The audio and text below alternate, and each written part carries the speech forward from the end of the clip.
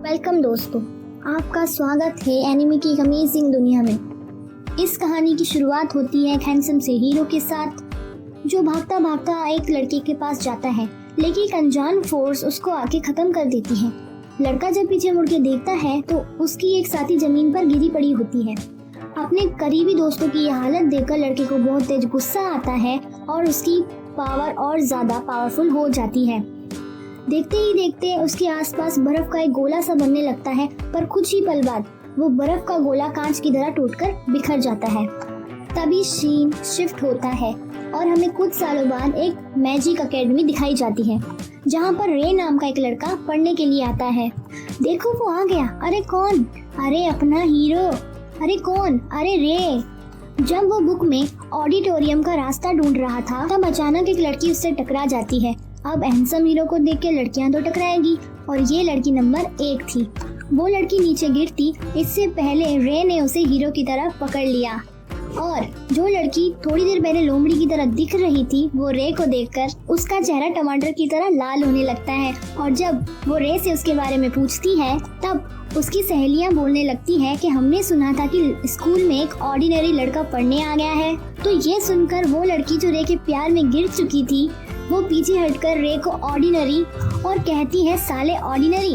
और इससे हमें ये पता पड़ता है कि इस एनिमे में एक रॉयल फैमिली और एक ऑर्डिनरी फैमिली बिलोंग्स करती है। और जिस स्कूल में रे को एडमिशन मिला है ना, वहाँ पे सारे के सारे बच्चे रॉयल फैमिली से बिलोंग्स करते हैं और रॉयल फैमिली के बच्चे ऑर्डिनरी फैमिली के बच्चे को एकदम गंदा, घटिया, नफरत से देखता हुआ महसूस करते हैं।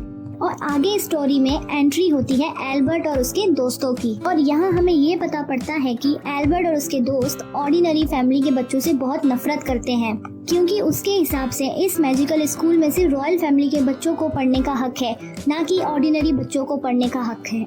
लेकिन रे एल्बर्ट से बहुत अच्छा बर्ताव करता है और उसके लिए दोस्ती का हाथ बढ़ाता है, लेकिन एल्बर्ट उसके हाथ को मारते हुए कहता है यहाँ से चले जाओ, क्योंकि इस एकेडमी में ऑर्डिनरी बच्चों के लिए कोई जगह नहीं है। और ये बात सुनकर रे उनको जवाब देता है, अरे रे रे दैया, कैसी घटिया सोच है, मैं तो यहाँ पढ़ूंगा और मुझे यहाँ पढ़ने से कोई नहीं रोक सकता, तुम भी नहीं। ये सुनकर एल्बर्ट बहुत फ्रस्ट्रेट हो जाता है और रे पर हाथ उठाने लगता है। तभी एक खूबसूरत रोज नाम की लड़की आती है और एल्बर्ट को ऐसा करने से रोकती है, और ये थी लड़की नंबर 2। रोज को देख के एल्बर्ट वहाँ से जाने लगता है, क्योंकि रोज सिटी की रिचेस्ट 3rd फैमिली में से 1 नंबर पर आती है। तो रे ने बहुत बड़ा हाथ मारा है। एल्बर्ट और उसके दोस्तों के जाने के बाद रोज रे से आके कहती है, अच्छा तो तुम हो वो ऑर्डिनरी बॉय, शायद स्कूल वालों ने तुम में कुछ अनोखा देखा होगा। रे उसे देख के मुस्कुराता है और अपना इंट्रोडक्शंस देता है और रे कहता है कि अगर तुम्हें स्कूल में कोई प्रॉब्लम आए तो तुम मुझे आके कह सकती हो। बड़ा चालू किस्म का है ये। देन सीन चेंज होता है, ऑडिटोरियो की तरफ आता है और यहाँ प्रिंसिपल सारे न्यू बच्चों का वेलकम करती है और कहती है कि तुम्हें यहाँ एडमिशन मिल गया तो कोई बड़ी बात नहीं है, आगे तुम लोगों को और कड़ी मेहनत करके एक अच्छा मैजिशियन और स्पोर्ट्समैन बनना होगा। प्रिंसिपल के बाद रोज भी सारे स्टूडेंट के सामने आकर उन सबका वेलकम करती है, क्योंकि रोज एक स्टूडेंट रिप्रेजेंटेटिव होती है।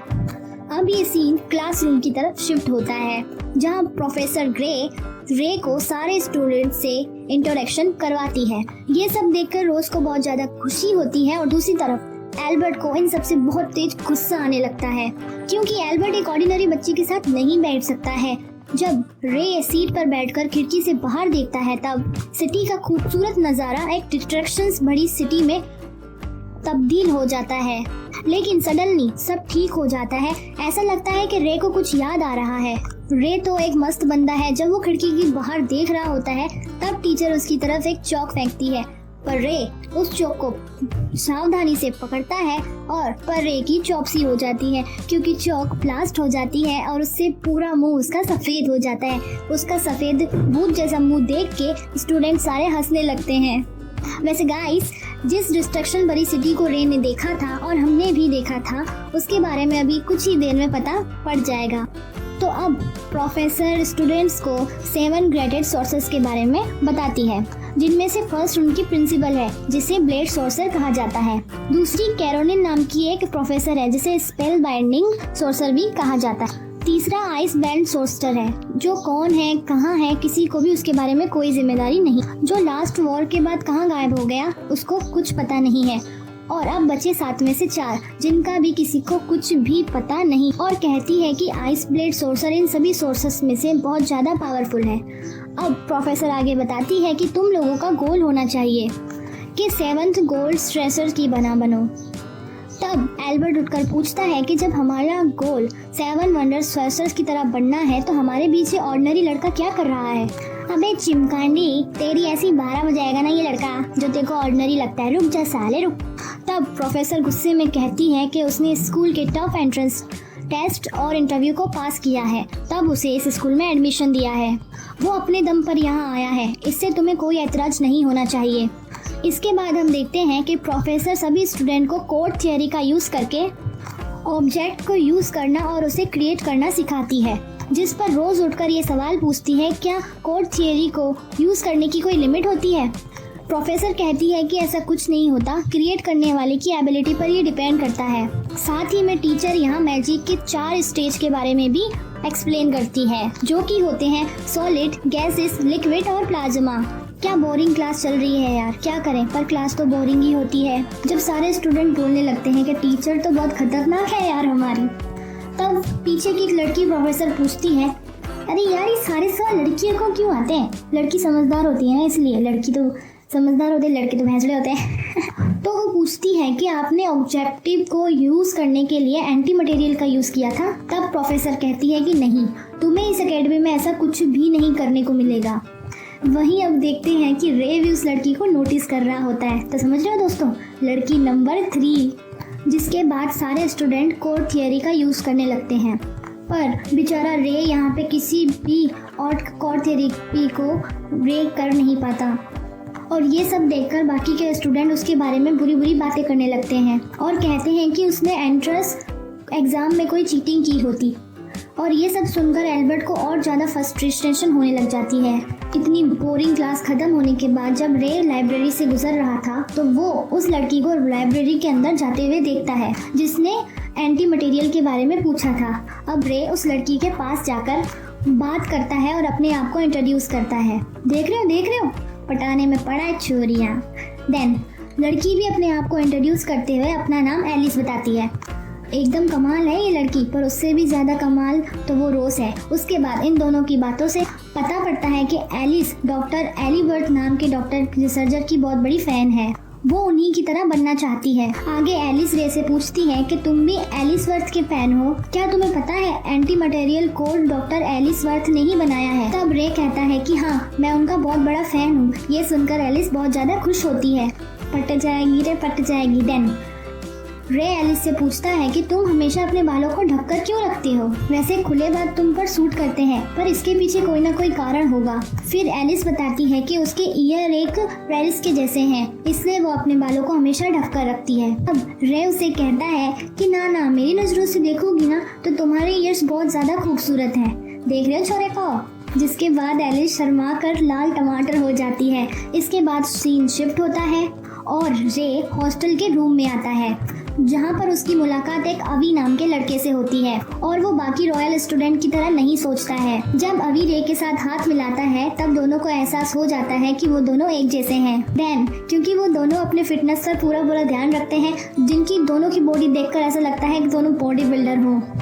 उसके बाद जब अगले दिन रे मॉर्निंग में रनिंग कर रहा था तभी वो काफी तेजी से एक लड़की को क्रॉस करता है, जिसकी वजह से उसका लड़की का घाघरा थोड़ा ऊपर हो जाता है। लेकिन जैसे ही रे को इस बात का पता पड़ता है वो उस लड़की के पास वापस आता है। देख रहे हो, लड़की नंबर 4। देन आगे हमें पता पड़ता है कि इस लड़की का नाम रेबिका है। वो 3rd ईयर की स्टूडेंट है। वो भी रोज की तरह एक रिचेस्ट फैमिली के साथ बिलोंग करती है। अगले दिन अवी रे को रोज की फैमिली और रेबिका की फैमिली के बारे में बताता है। दोनों ही टॉप डीप फैमिली की तरफ से आती हैं और दोनों काफी इंटेलिजेंट भी हैं। और अब ये दोनों बात कर ही रहे थे कि रे अवी को बोलता है कि तुम आगे जाओ और मुझे प्रिंसिपल ने बुलाया है। जब रे प्रिंसिपल ऑफिस की तरफ जा रहा था तब एक लड़की, हाँ 5वीं लड़की, उसकी तरफ आके टकरा जाती है। लेकिन रे अपनी जगह से बिल्कुल भी नहीं होता है। इससे ये पता पड़ता है कि रे बहुत ज़्यादा स्ट्रॉन्ग है। वो लड़की अपना नाम क्लैरिस बताती है। वो भी एक रॉयल फैमिली से बिलोंग करती है, पर उसकी फैमिली के बारे में ज़्यादा किसी लोगों को पता नहीं होता। यहाँ पर रे क्लैरिस को बिग कैट रेट्स कहकर पुकारता है। देख लो, छोरा बदमाश है, डोरे डाल रहा है, जिससे सुनकर क्लैरिस बहुत ज़्यादा खुश होने लगती है, क्योंकि लाइफ में पहली बार किसी ने उसकी बिग क्लैरिस को नोटिस किया था। आगे क्लैरिस अपनी फैमिली की बहुत ज़्यादा तारीफें करती हुई बहुत बातें करने लग जाती है। उसकी बकड़ बकड़ सुनकर रे उसे कहता है कि तुम तो कहीं जा रही थी ना। उसके बाद क्लैरिस रे को बाय बोलकर तुरंत वहाँ से निकल जाती है। जिसके बाद रे प्रिंसिपल से मिलता है, लेकिन जिसके बाद रे उन्हें सडनली जनरल कहकर पुकारता है, पर प्रिंसिपल कहती है कि अभी हम ड्यूटी पर नहीं है, तो तुम मुझे प्रिंसिपल कहकर ही पुकारो। जिसके बाद सीन ग्राउंड की तरफ शिफ्ट होता है। अब एल्बर्ट चबड़गंजू को मजा चखाने का टाइम आ जाता है और यहाँ पर टीचर एल्बर्ट और रे के बीच में एक मॉक बैटल करवाते हैं और इस दौरान हम एल्बर्ट को बहुत ज़्यादा गुस्से में देखते हैं। लगता है कि आज वो रे को कहीं का नहीं छोड़ेगा। और अब शुरू होता है वॉर। जैसे भैंस को लाल कपड़ा दिखाते हैं ना, वैसे ही रे के पास एल्बर्ट दौड़कर भाग कर आता है और उस पर जोरदार अटैक करता है, लेकिन रे उससे आसानी से बचकर और उससे कहता है कि मिस्टर एल्बर्ट, आपको और ज़्यादा प्रैक्टिस करने की ज़रूरत है। और ये सुनकर तो एल्बर्ट आज बबूला हो जाता है। वो एक बार फिर रे पर अटैक करने के लिए आगे बढ़ता है और इस बार तो रे उसकी स्क्वाड की एक ही बार में टुकड़े टुकड़े कर देता है। इसी के साथ उसकी इज्जत के भी टुकड़े टुकड़े हो जाते हैं और ये सब प्रिंसिपल दूर से देख रही थी। मुझे अच्छा लगा कि तुम अपनी लाइफ को एंजॉय कर रहे हो स्टूडेंट बनकर। साथ ही वो रे को आइस ब्लड सोर्सर कहकर पुकारती है। जिसके साथ ही ये एपिसोड यहीं पर खत्म होता है।